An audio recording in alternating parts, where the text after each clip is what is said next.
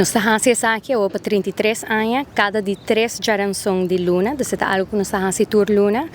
É algo muito bonito que nós estamos fazendo, porque nós estamos invitando os gastos, nós estamos fazendo com o nosso Bucuti team, e é algo que nós contribuímos, nós limpia a parte mais pública de Eagle Beach, e a gente sente que vou por que efeito durante os últimos 33 anos que nós estamos fazendo isso aqui.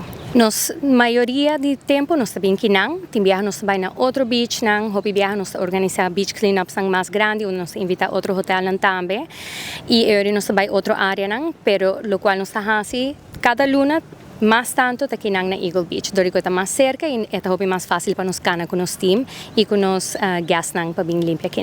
Nós temos alrededor de 38 empregados e nós temos 6 turistas ajudando-nos a ver. Então é um team muito nice. A primeira coisa que me aponta é gas tá de como você participar e algo bonito que sempre tanto compartilhar com nós todos sinto que nós quer contribuir a algo na Aruba mientras que nós todos visitando-nos. Nos empregados nós estamos super agradecidos, super orgulhosos, nós temos hope de nós que não somente também na E3 que nós temos que participar na cada ano que parte de nós horário de trabalho, pero nós também de tempo livre.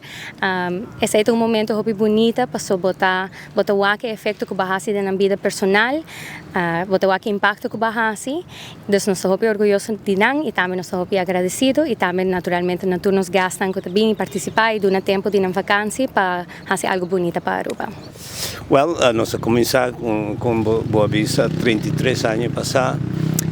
O tempo aí nós começamos, o turismo cresce e nós haya com Riva Beach, porque haya quantidade de sushi.